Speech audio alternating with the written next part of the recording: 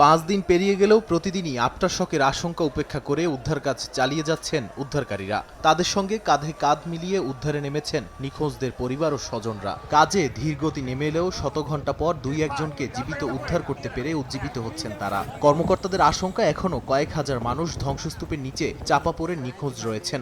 তবে সামগ্রিকভাবে এই বিপর্যয়কে ভেনেজুয়েলার ইতিহাসের সবচেয়ে ভয়াবহ প্রাকৃতিক দুর্যোগগুলোর একটি হিসেবে আখ্যা দিয়েছে অন্তর্বর্তী সরকার। সোমবার আবারও 4.6 মাত্রার একটি আফটারশক আঘাত হানায় নতুন করে আতঙ্ক ছড়িয়ে পড়ে রাজধানী কারাকাস ও সবচেয়ে ক্ষতিগ্রস্ত লা গুয়েরা অঞ্চলে। যদিও নতুন করে বড় ধরনের ক্ষয়ক্ষতির খবর পাওয়া যায়নি, তবু নিরাপত্তার আশঙ্কায় ভবন ছেড়ে রাস্তায় নেমে আসেন অনেক বাসিন্দা।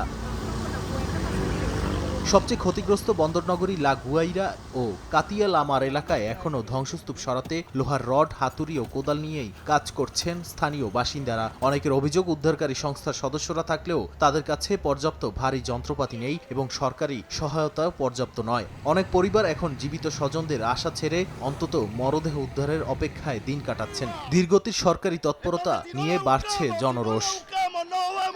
এদিকে অব্যাহত রয়েছে আন্তর্জাতিক সহায়তাও। ভেনেজুয়েলার কর্তৃপক্ষ জানিয়েছে 24টি দেশ থেকে 500 টনের বেশি ত্রাণ, 2700 বিদেশি উদ্ধারকর্মী এবং 86টি অনুসন্ধানী কুকুরের দল উদ্ধার অভিযানে অংশ নিয়েছে।